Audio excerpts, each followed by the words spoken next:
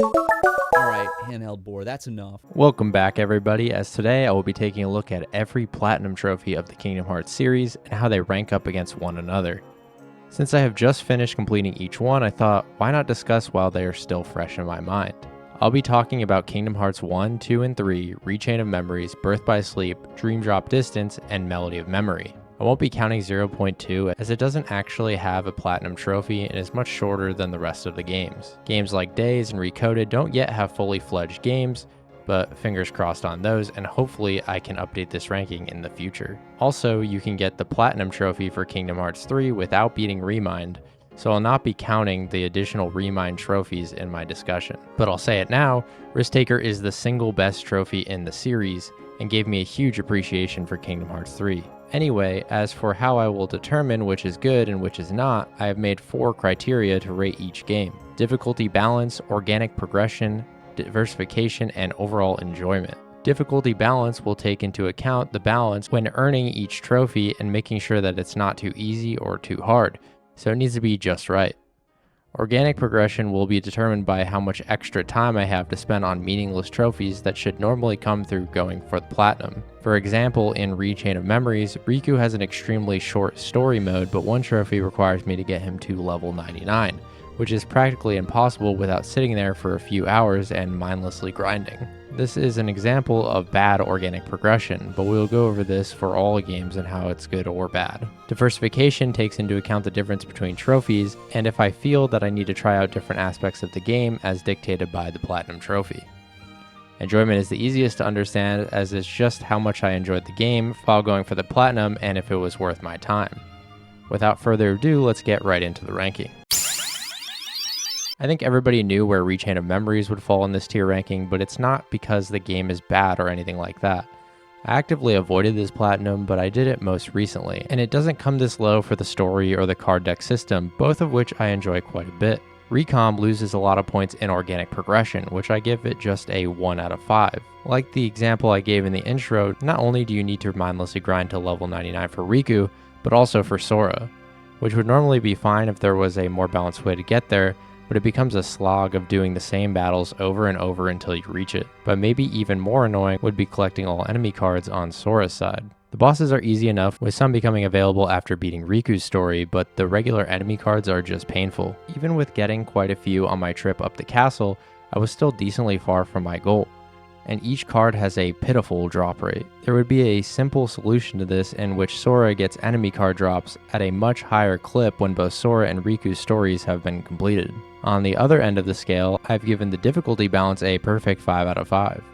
Chain of Memories have difficulty-based trophies that stack with the requirement that you complete both stories on Proud. This feels like one of the more balanced difficulties in the series, where even if you kill every enemy that you run into, the boss fights aren't overly easy and make you strategize and occasionally change your deck to best attack and protect yourself. With the non-traditional combat system, Sora has more control over abilities and attacks, and while it's cool that you get to play as Riku for the first time, it's not as difficult with a set deck, but that is also negated by playing on lower levels. I'll give it a 3 out of 5 for diversification. It has trophies for story progression, difficulty, minigames, and collectibles. However, it's lacking any super bosses, while the majority of the post-game content involves going room to room and killing enemies. Even if the trophies are somewhat diverse, the gameplay doesn't inspire much enthusiasm. Lastly, I'll give the enjoyment a 2 out of 5. I enjoyed the main story specifically for Sora, while I felt that Riku's was underdeveloped in the Disney world. Post-game is where it lost a lot of points with the constant need to put your head down and grind. It would have been nice to split that up with some super boss content or to make leveling and enemy cards easier to do. Rechain of Memories gets an 11 out of 20. Dream Drop is in the bottom 2, and I feel like most people feel this way about doing the Platinums for these games. I don't think there's anything outright bad about doing this Platinum, it's just kinda there, especially when matched up against other titles. It's middle of the road for difficulty balance at a 3 out of 5 for me.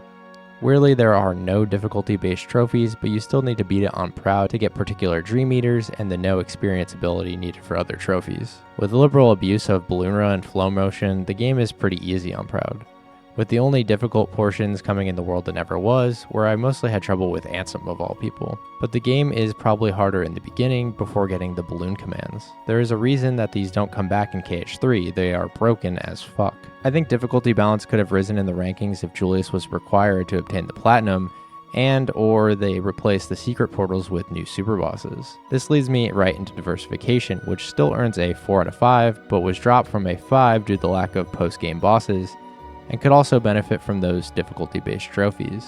I'll give Dream Drop's organic progression just a 2 out of 5. This is mainly because most collectible grind trophies aren't required for beating the game, and the game can easily be beaten without ever touching these. This includes the Flick Rush trophies, the Record Keeper trophies, and anything connected to Dream Eaters like abilities and commands. Unless you are making deliberate progress on these, you might find that you have a bit of grinding to do after the main story is completed. Dream Drop Distance drastically improved one thing. Instead of needing to get both Sora and Riku to level 99, you need to get them both to a cumulative level 100. One more thing on organic progression would be the portals. I don't have a problem with doing the special and secret portals, but I do have a problem with how the special portals spawn. You have to keep dropping back and forth sometimes to get the remaining portals you need, and they just refuse to spawn.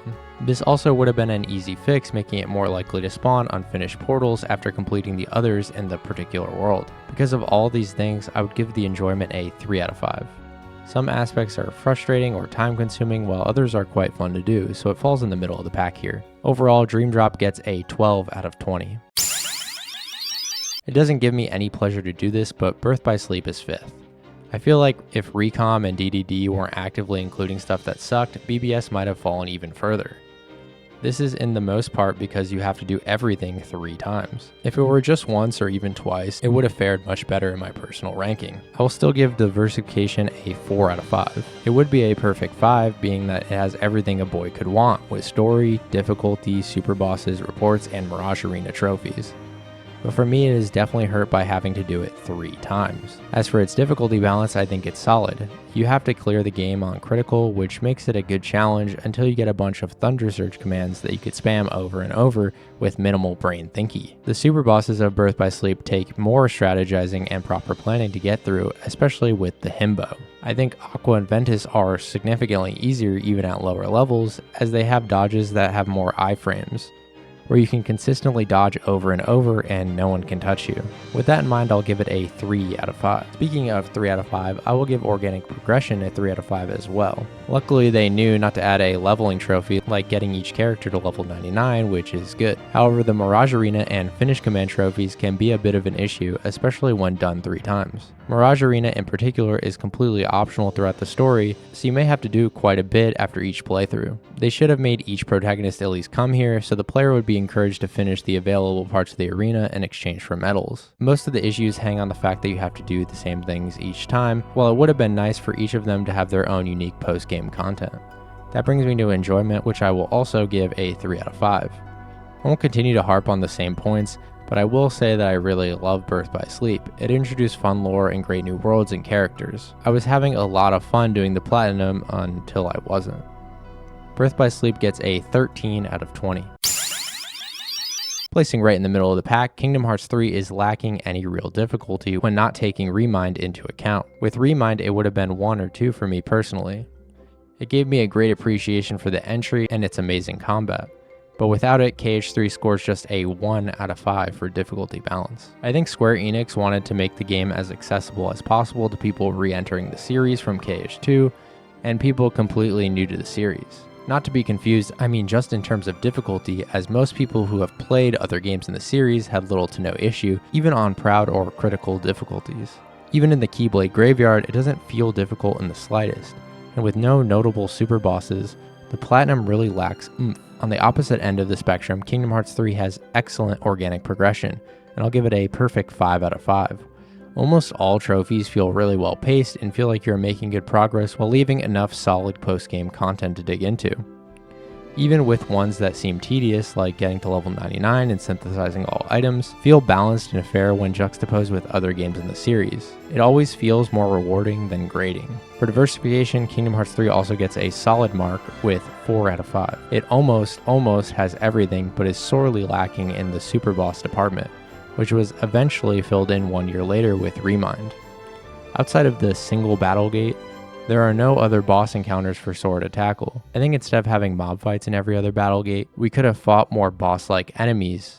I would have loved to see upgraded KH3 data battles of the original organization members that didn't make the cut for the true iteration, like Demyx, Vexen, and Zexion. I'll give the enjoyment a 3 out of 5, as if they included the Remind trophies in the base game or made it a bit more difficult, I would have had a bit more fun with it. It was one of the more unsatisfying of the bunch, as I was just kinda after completing it.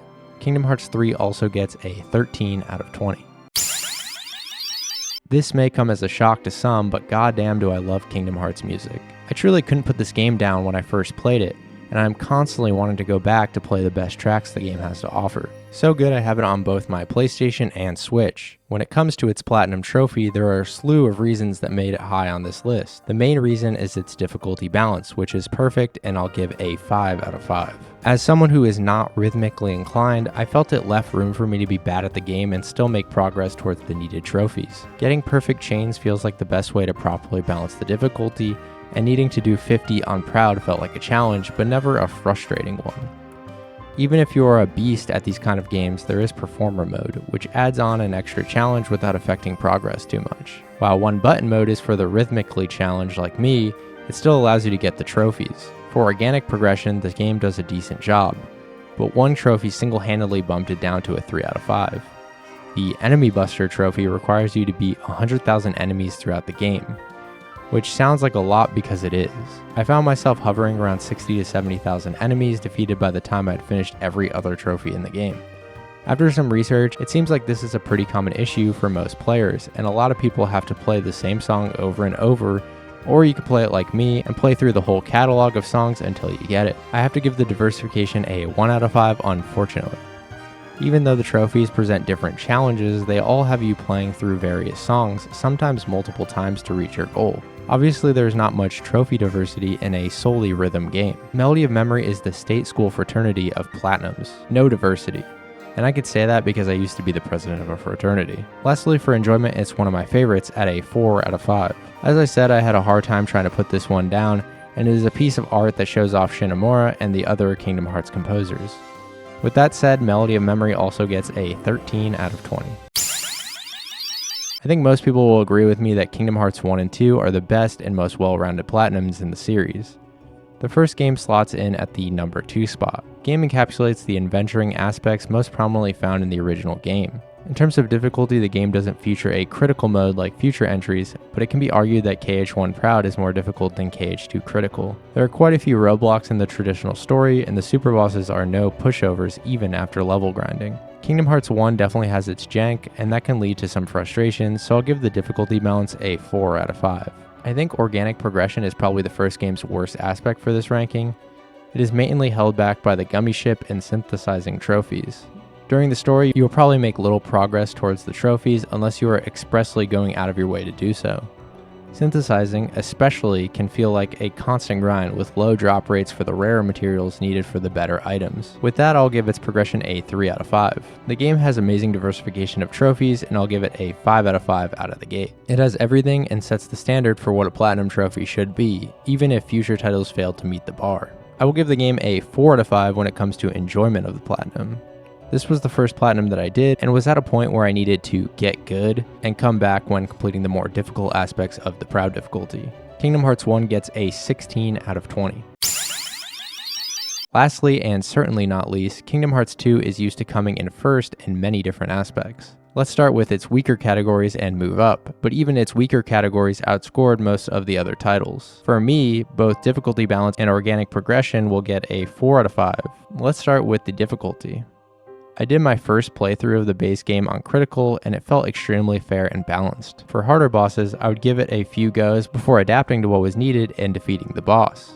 I remember the world that never was specifically. There was quite a learning curve to the gauntlet of bosses, but it never felt upsetting, and it was actually extremely satisfying to put the organization down one by one. I think the loss of 1 point comes from the game's abundance of super bosses. Most of them feel fairly balanced, but there are a few that I want to mention for being frustrating at times. Keep in mind that this could be that I'm just bad at the game, but I would put Data Luxord, Data Axel, Data Demyx, and Lingering Will in this category. Luxord and Demyx feel like they have an unfair DM that can be highly luck-based, while Axel's floor is lava ass only lets Sora be hit once before dying in most cases. And Lingering Will has too much iframes where he can't be attacked that I'm not a huge fan of. Worse than these by far, however, is the godforsaken Mushroom 8, located outside of the Mysterious Tower. This little bastard is the most unfair piece of shit in the entire series, and I'm not even joking. This single-handedly made me want to quit the Platinum run. Moving over to the progression, it all feels pretty well crafted outside of synthesizing and leveling. Synthesis has been improved upon since Kingdom Hearts 1, but instead of having bonus Heartless, you have to kill the same enemies again and again and again and again in order to get the material you need. I prefer this over the KH1 grind, but it didn't quite feel perfected until KH3 for me. Not only is the grind to level 99 a bit monotonous, but you will also be required to level each drive form in order to complete all post-game content, all of which are going to make you do the same thing over and over, or do the most tedious thing possible, and sometimes both. Outside of that, I think most other things are more than fair to my energy and time. I have to give the game a 5 out of 5 for diversification. This one is pretty easy for me. It has so much content for players, both during the game and in the post-game, with fantastic variety, while my enjoyment will also get a 5 out of 5. KH2 was the first Platinum that I got from the series, and I still haven't felt as satisfying as finally getting this one. It felt extremely well thought out on Square Enix's part and fun to play with little frustration throughout. Kingdom Hearts 2 comes in first place with a score of 18 out of 20. The Kingdom Hearts series has had a complicated past with Platinum trophies, and it feels like they have lost their way a little bit. I think Kingdom Hearts 3 and Melody of Memory have felt a bit better. For Kingdom Hearts 4, I hope they include the trophy diversity and difficulty balance of KH1 and 2 while bringing super bosses back into the fold. Well, this was all from me. If you enjoyed the video, please go ahead and like and subscribe. We are slowly but surely on our way to that sweet, sweet ad revenue. Anyways, I will see you guys in the next one. Bye bye.